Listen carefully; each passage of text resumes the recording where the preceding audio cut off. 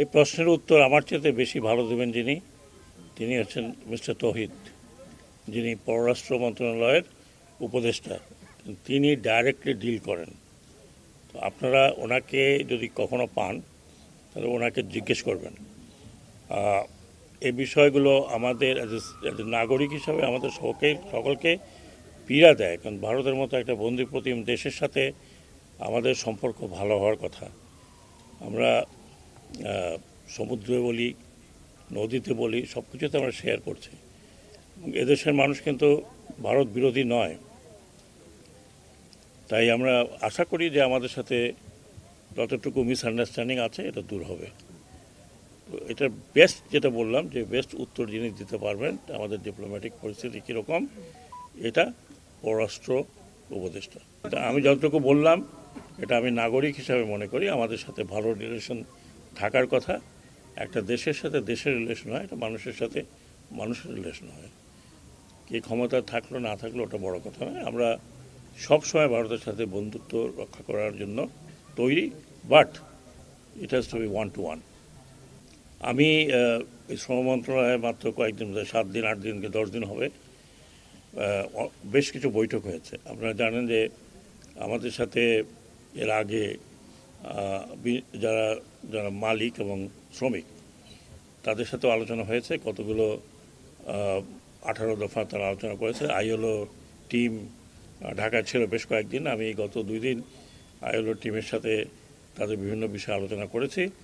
They are very happy and satisfied যে কিছু কিছু গণ্ডগোল হচ্ছে, বাট নট সমগ্র দেশে নয়, কিছু কিছু জায়গায়। এবং কিছু কিছু সমস্যা যেটা আমি দেখছি সেটা হচ্ছে পরিকল্পিত কিছু কিছু লোক এটা এটা করছে। হ্যাঁ, 2-1টি জায়গা আছে যেখানে মালিক পক্ষ, বিশেষ করে আমি গার্মেন্টস সেক্টরের কথা বলছি, যেখানে সবচেয়ে বেশি সমস্যা। 2-1টি বড় বড় গার্মেন্ট ফ্যাক্টরিজ বা সমষ্টি ফ্যাক্টরি আছে, সেখানে যেহেতু মালিক নেই সেই কারণে কিছু অসুবিধা হচ্ছে। কিন্তু ইতিমধ্যেই অনেক জায়গায় সরকার চেষ্টা করছে এবং সরকারি কোষাগার থেকে টাকা দিয়ে যারা শ্রমিক আছেন তাদেরকে বেতন দিয়েছেন। এবং আমরা ব্যবস্থা নিচ্ছি, যে ব্যবস্থায় হয়তো বিশেষ করে যেগুলো বড় কয়েকটি আছে যেখানে যারা মালিক নেই, সমস্যা নেই, এবং সমগ্র ঋণ তারা নিয়েছে ব্যাংক থেকে, প্রচুর ঋণ নিয়েছে ব্যাংক থেকে, যেই ব্যাংক থেকে ঋণ নেওয়ার পরে একটি পয়সা শোধ দেওয়া হয়নি, সেই ধরনের ফ্যাক্টরিকে কি করা হবে সেটা নিয়ে একটা আলোচনা হয়েছে। আশা করি শিগগিরই হয়তো আগামী সপ্তাহের মধ্যে আপনারা জানতে পারবেন যে সরকার কী ধরনের ব্যবস্থা বা কী ধরনের পদক্ষেপ নিচ্ছে। একই সাথে আমরা আশা করি যে আইন প্রয়োগকারী সংস্থা আরও প্রোঅ্যাক্টিভ হবেন বা হচ্ছেন। আমরা মনে করি যে এনাফ ইজ এনাফ, পার্টিকুলারলি যারা দুষ্কৃতিকারী, যারা দুষ্কৃতি করবে তাদের বিরুদ্ধে অ্যাকশনে যাওয়া হবে। একটা গভর্নমেন্টে আপনারা জানেন সেখানে মালিককে মারা হয়েছে, কাউকে কেউ মারার অধিকার রাখে না। শ্রমিকরা যারা তারা আন্দোলন করতে পারে, যদি বৈধ আন্দোলন হয়, দাবি করতে পারে যদি দাবি হয়, কিন্তু মারার কেউ ওই স্বাধীনতা নেই। এরপর তাদের মধ্যে কয়েকজনকে অ্যারেস্ট করা হয়েছে। আমি আশা করি তাদের বিরুদ্ধে স্ট্রং অ্যাকশন নেওয়া হবে, কারণ এরাই কতিপয় লোক এই সেক্টরটাকে নষ্ট করার চেষ্টা করছে। এবং আপনারা জানেন যে আমাদের garment industry the main stay বাংলাদেশের ফরেন কারেন্সি আর্নিং এ পর্যন্ত। তো কাজেই আমরা কোনোভাবেই আমরা এবং যারা বিনিয়োগ করেছেন তারা কোনোভাবেই এই ইন্ডাস্ট্রিটাকে নষ্ট হতে দেবে না বলে আমি মনে করি এবং আশা করি। আমি দৃঢ় প্রতিজ্ঞ যে আমরা নষ্ট হতে দেব না। তা যেই যত দিক থেকে এই টেনে টেনে এটাকে নষ্ট করার চেষ্টা করুক না কেন। আমি খুব ব্যক্তিগতভাবে মনে করি বাংলাদেশের চাইতে অসাম্প্রদায়িক দেশ এই সাবকন্টিনেন্টে উপমহাদেশে নেই। এটা যে 4000 মাইল দূরে বসে বা 5000 মাইল দূরে বসে চিন্তা করছেন, বা কেউ কেউ কাছাকাছি এসে চিন্তা করছেন, এটা করবেন, এটা আমাদের ঐতিহ্যে নেই।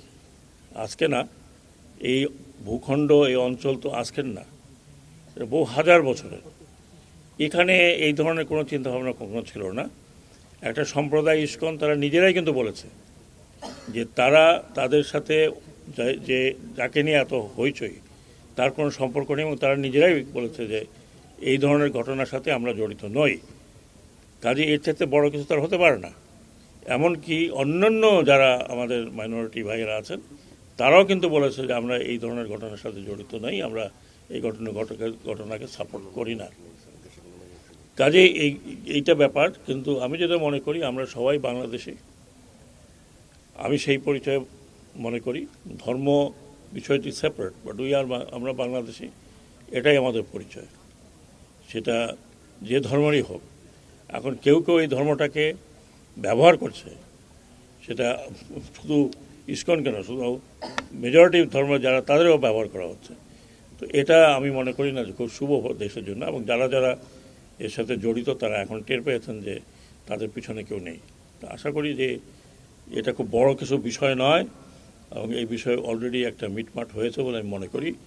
ইনশাআল্লাহ আগামীতে এই ধরনের যেন কোনো কিছু না হয় সেটা আমরা দেখব। কিন্তু আপনারা তো বাইরের প্রপাগান্ডা শুনছেন, ওটা করতেই থাকবে।